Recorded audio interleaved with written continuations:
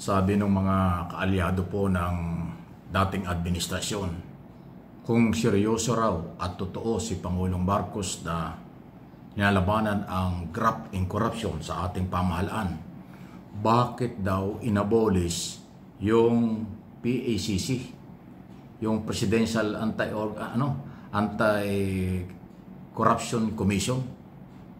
Diba? Merong binuong ganyan si Digong Duterte nung araw. Presidential Anti-Corruption Commission. Yan po'y nabuo sa magitan lang ng isang order o executive order ng Office of the President. So hindi naman talaga panghabang panahon yan. Yan ay ginawa ni Digong, okay naman, sa tingin niya ay makakatulong laban sa korupsyon. Pero ang tanong, meron ba silang naipakulong na malalaking tao ng mga panahon yun? Parang wala naman akong nadinig. Kung di ako nagkakamali, ang dating chairman dyan, commissioner, wala na yun, si Jimenez. Tapos nung mawala yun, ang pumalit sa kanya ay itong si Greco Belica.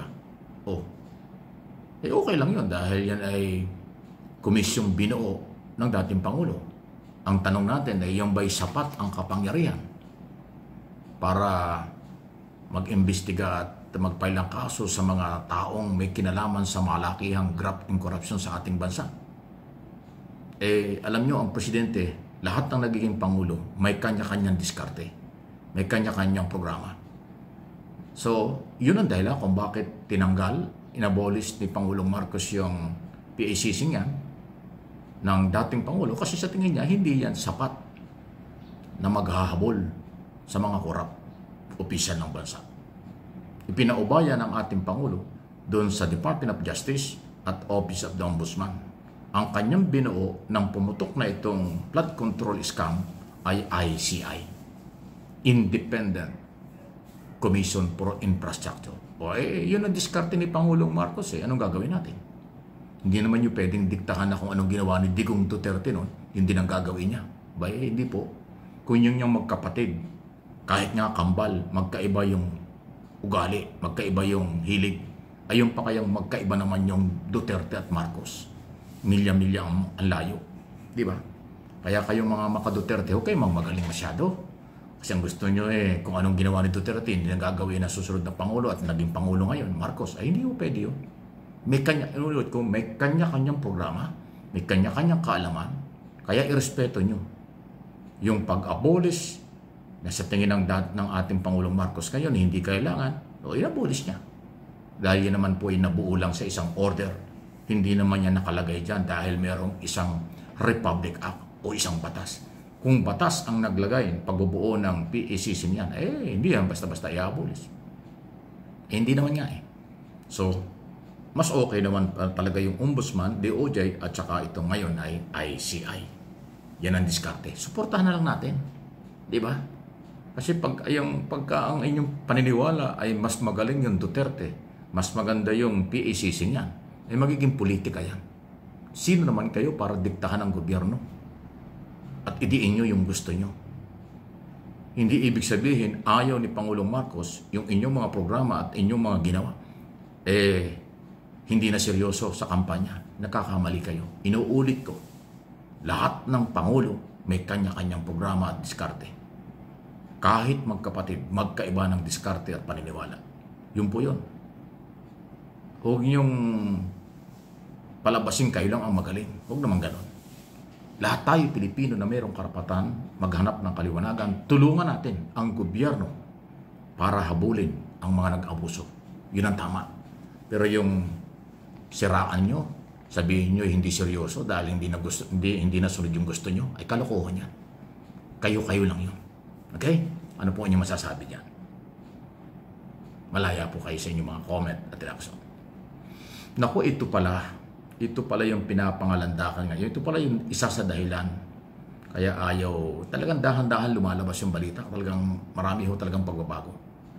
Privacy at saka privacy at saka karapatan ng lahat ng mga akusado at mga nasasangkot sa korupsyon ang isa rin sa mga pinangangalagaan ng ICI. Yung pala yun. Kasi Siguro tama rin, ang ICI hindi naman korte. Sila'y fact-finding lang, nag-iimbestiga lang. Kaya pala ayaw nilang i-live at ibigay ang lahat ng detalye sa publiko. Kasi nga naman, kung yung tao ay inakusahan lang, wala namang sapat na ebidensya, masisira ang pagkatao. Diba?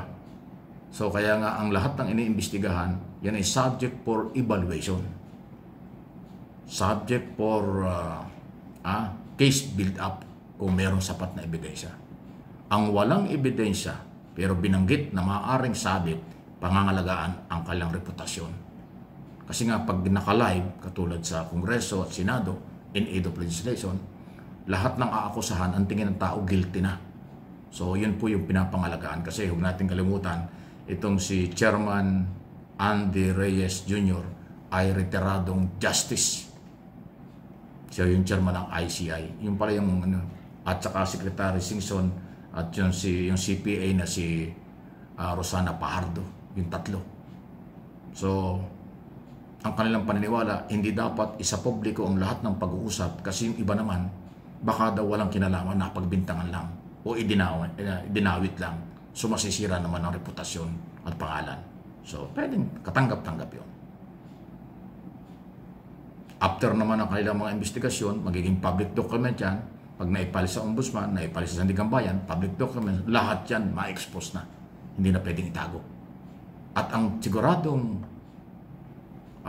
mayroong sapat na ebidensya at maipile ang kaso, yun ay paninindigan ng gobyerno na sila'y dapat managot.